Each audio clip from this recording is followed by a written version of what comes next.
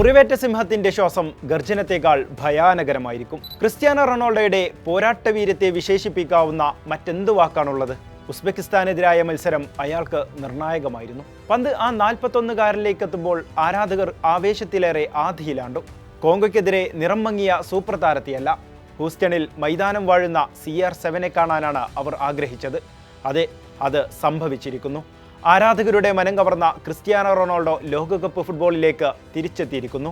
ആ പ്രഖ്യാപനമായിരുന്നു ഹൂസ്റ്റൺ സ്റ്റേഡിയത്തിൽ അലയടിച്ചത്. മത്സരശേഷം ക്യാമറകളിലേക്ക് നോക്കി ഐ ആം ബാക്ക് എന്ന പ്രഖ്യാപനം. കോങ്കോയ്ക്കെതിരായ മത്സരത്തിനു ശേഷം വിമർശനത്തിന്റെ കൂരമ്പകൾ ഏറ്റുവാങ്ങിയിരുന്നു അയാൾ. അതിന് കാരണവുമുണ്ട്. ക്രിസ്ത്യാനോയിൽ നിന്ന് എന്താണോ പ്രതീക്ഷിച്ചത് അത് കിട്ടിയില്ലെന്നതാണ് അന്ന് വിമർശനങ്ങളുടെ മൂർച്ചയേറ്റിയത്. ക്രിസ്ത്യാനോയും പോർച്ചുഗലും ഒരുപോലെ നിരാശപ്പെടുത്തിയ മത്സരമായിരുന്നു അത്. പന്ത് തൊടാനാകാതെ പതറിയ ക്രിസ്ത്യാനോ ആരാധകർക്ക് നെഞ്ചിടിപ്പായി. എതിർ ഗോൾ മുഖത്ത് നിലയുറപ്പിച്ച ക്രിസ്ത്യാനോയുടെ ശൈലിയെയും രൂക്ഷമായി വിമർശിച്ചു ഫുട്ബോൾ ലോകം.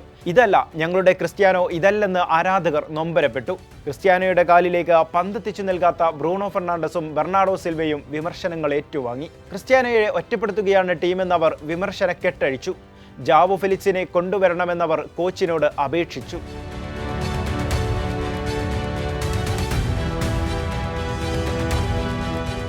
അന്ന് കോച്ച് റോബർട്ടോ മാർട്ടിനസ് വിമർശനമേറ്റത് മറ്റൊരു കാര്യത്തിന് കൂടിയാണ്. നിറം മങ്ങിയ ക്രിസ്ത്യാനോയെ പിൻവലിക്കാതിരുന്നതിന്. എന്തിനാണ് അദ്ദേഹത്തെ പൂർണ്ണസമയം കളിപ്പിച്ചതെന്നായിരുന്നു ചോദ്യം. മികച്ച ഫോമിൽ മിന്നിത്തിളങ്ങുന്ന ജാവോ ഫെലിക്സ് പുറത്തിരിക്കുമ്പോൾ ക്രിസ്ത്യാനോയെ പിൻവലിച്ച് അദ്ദേഹത്തെ ഇറക്കണമായിരുന്നു. ഇതായിരുന്നു ആരാധകർ ഒന്നടങ്കമുയർത്തിയ സ്വരം. പൂർണ്ണസമയം കളിക്കാൻ ക്രിസ്ത്യാനോ ഫിറ്റല്ലെന്നും പോർച്ചുഗീസ് ഫാൻസ് ഒന്നടങ്കം പറഞ്ഞു. ഉസ്ബെക്കിസ്ഥാനെതിരെ ഒരുപക്ഷെ ക്രിസ്ത്യാനോ ആദ്യ 11-ൽ ഉണ്ടാകില്ലെന്ന് വരെ അഭ്യൂഹങ്ങൾ പരന്നു.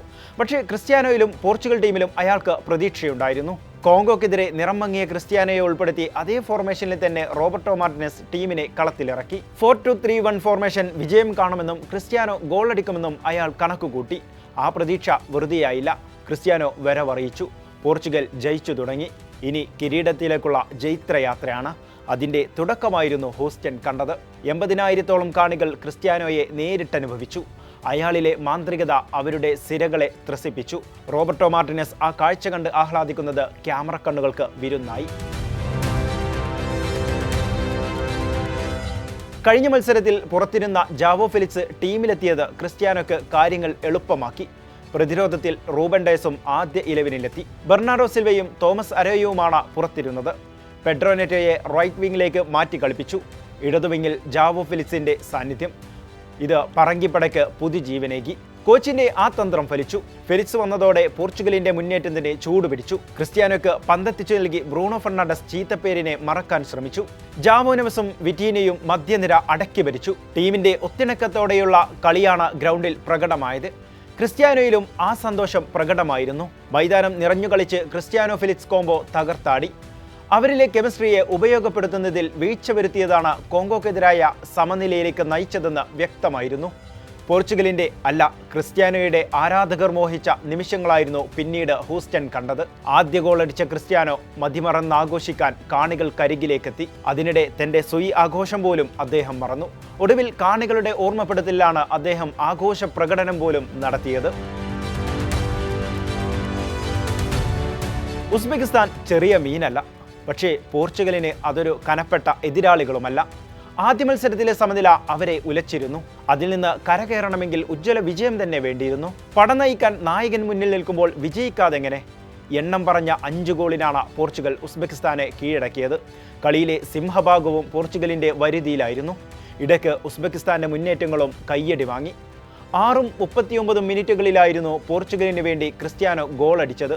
അയാൾക്ക് കളം വാഴാൻ അധിക സമയം വേണ്ടെന്ന പ്രഖ്യാപനമായിരുന്നു 6-ാം മിനിറ്റിലെ ആ ഗോൾ. ലോകകപ്പ് ഫുട്ബോളിൽ ചരിത്രത്തിന്റെ തങ്കലിപികളിൽ ആലേഖനം ചെയ്യപ്പെട്ടു ആ ഗോൾ. തുടർച്ചയായ 6-ാം ലോകകപ്പിലും ഗോൾ നേടിയതോടെയാണ് ക്രിസ്ത്യാനോ പുതിയൊരു റെക്കോർഡ് കുറിച്ചത്. 2006-ലെ ജർമ്മൻ ലോകകപ്പിൽ ഇറാനെതിരെയാണ് ലോകകപ്പിലെ ഗോൾ വേട്ട തുടങ്ങിയത്. പിന്നീട് 2010-ലെ ദക്ഷിണാഫ്രിക്കൻ ലോകകപ്പിലും 2014-ൽ ബ്രസീലിലും ഓരോ ഗോൾ നേടി. 2018 റഷ്യൻ ലോകകപ്പിൽ അയൽക്കാരായ സ്പെയിനെതിരായ ഹാട്രിക് ഉൾപ്പെടെ 4 ഗോൾ.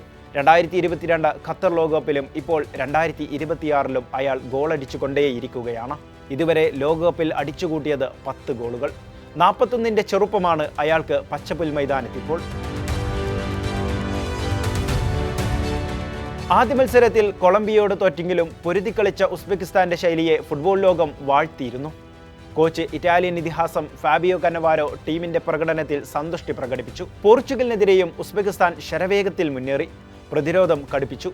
പക്ഷേ മുറിവേറ്റ സിംഹത്തെ പോലെ അവിടെ ക്രിസ്ത്യാനോയുണ്ടാകുമ്പോൾ നിസ്സഹായരായി നോക്കി നിൽക്കാനേ പലപ്പോഴും അവർക്കായുള്ളൂ.